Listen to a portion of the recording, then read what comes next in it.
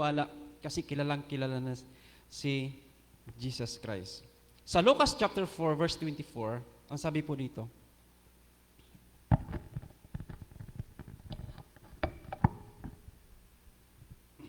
at nagpatuloy pagsasalita si Jesus, tandaan ninyo, walang propetang kinikilala sa kanyang sariling bayan. So yan po yung pahayag ng ating Panginoong Hesus. Pangalawang punto. Ang pangalawang punto dito mga kapatid, hindi tugma yung expectation ng kanyang mga kababayan na siya talaga ang Maysaya na darating.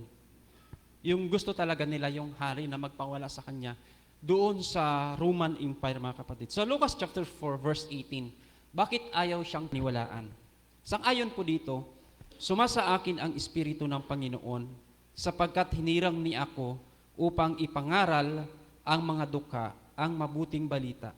Sinugo niya ako upang ipahayag sa mga bihag na sila'y lalaya at sa mga bulag na sila'y makakita upang bigyang kaluwagan ang mga sinisiil.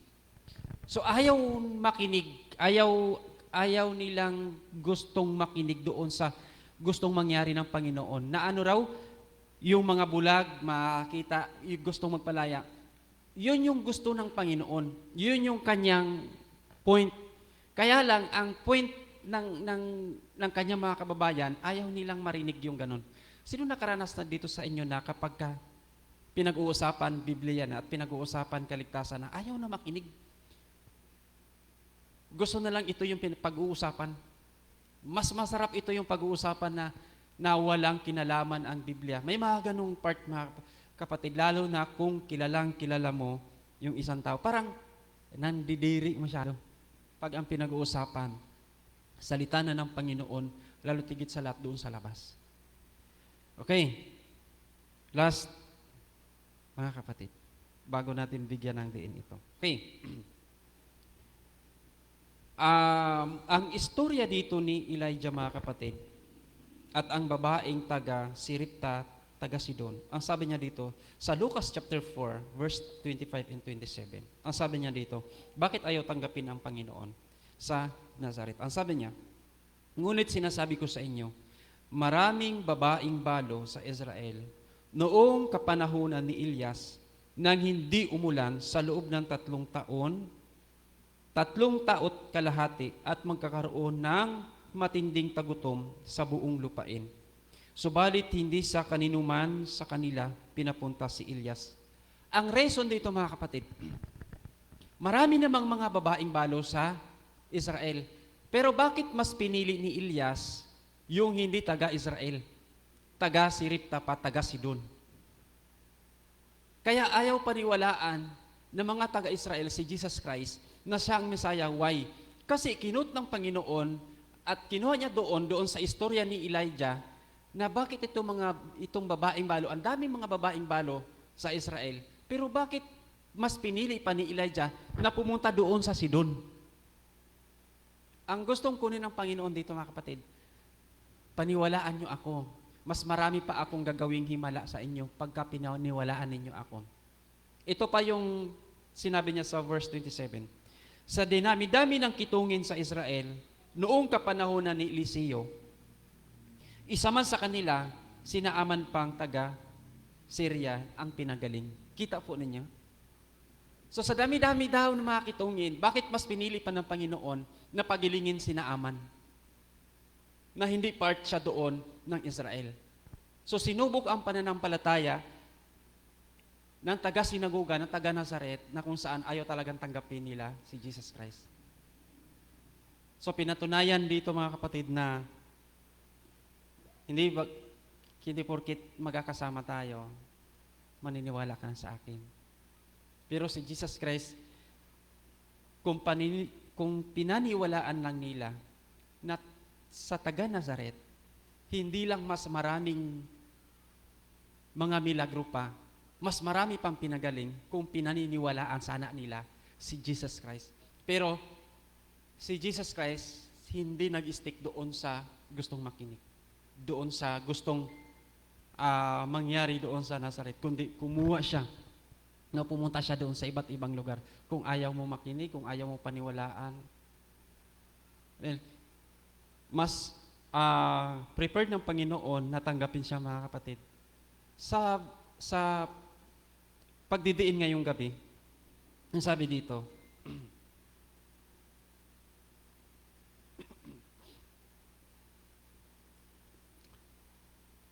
nagalit sila ng sobra kay Jesus Christ. At ang lesson number 1, masyado na tayong sanay na mag-church pero walang awa sa iba.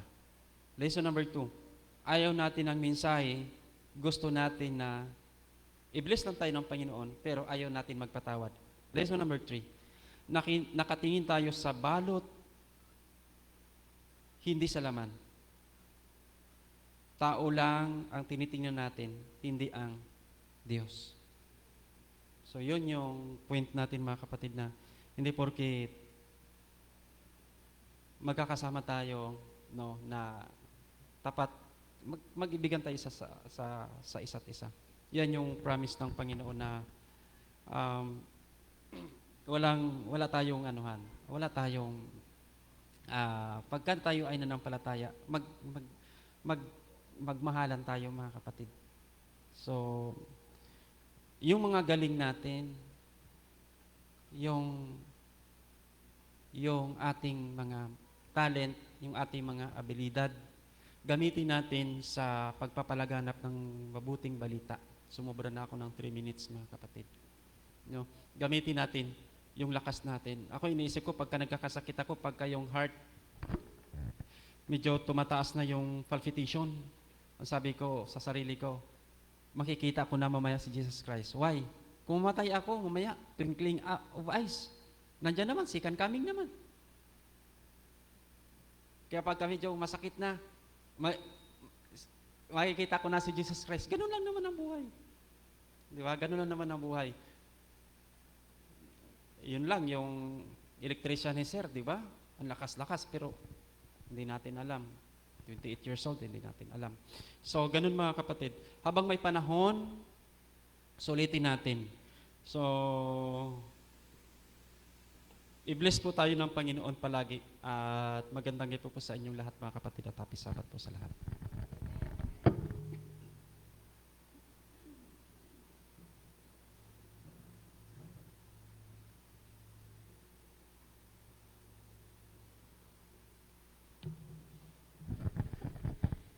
Bilang tugon po sa ating mensaheng napakinggan, ating pong awitin ang ating closing song, My Hope is Built on Nothing Less. Tayo pong lahat ay tumayo.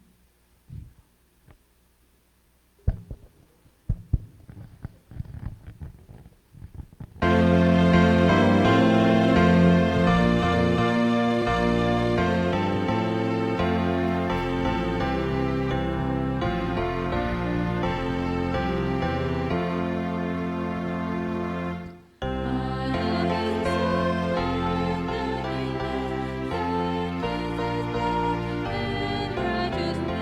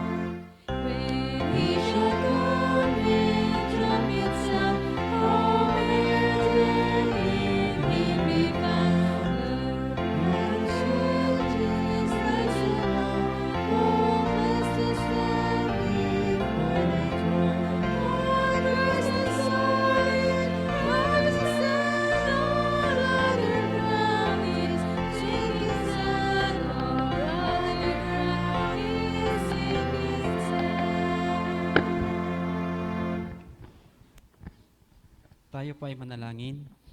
Dakila at mahabagi naming Panginoon sa gabing ito at sa pasimula ng araw ng Sabat, bilang tanda ng inyong bayan, Panginoon, lumalapit po kami sa inyo, Ama, at humingi sa inyo ng kapatawaran upang sa ganon maging epektibo kami bilang mananampalataya. Harinawa, Panginoon, sa aming pong paglalakbay sa sanlibutan ito. Tulungan po niyo kami at bigyan ng pananampalataya upang ang lahat ng aming pong madaanan, lahat po ng aming mashiran, ng inyo pong mabuting balita, handa po nilang tanggapin ito, Panginoon. Alam po namin na hindi po niyo kami pababayaan. Alam po namin, Panginoon, na nandyan po kayo. Palakasin po niyo ang aming pangangatawang lupang ito.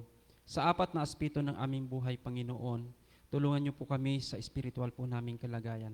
Pagpalain po ang gabing ito at ilayo kami sa disgrasya, anumang kapahamakan, Panginoon, at sa kinabukasan, inyo po kaming ibalik dito at gawin po namin kung ano po ang service po na ibig po ninyo para sa inyo po, Panginoon. Ito lamang po ang aming hiling sa ngalan po ng aming Panginoong si Jesus. Amen.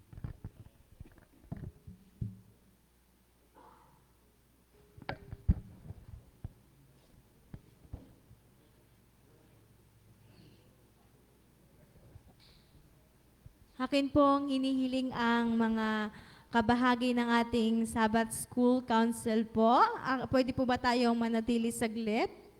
At tayo po ay merong kunting discussion. Yes. Alright. Ninang, kasama ka ha? How are you? How are you? Yes po. About po, Ninang Ronnie,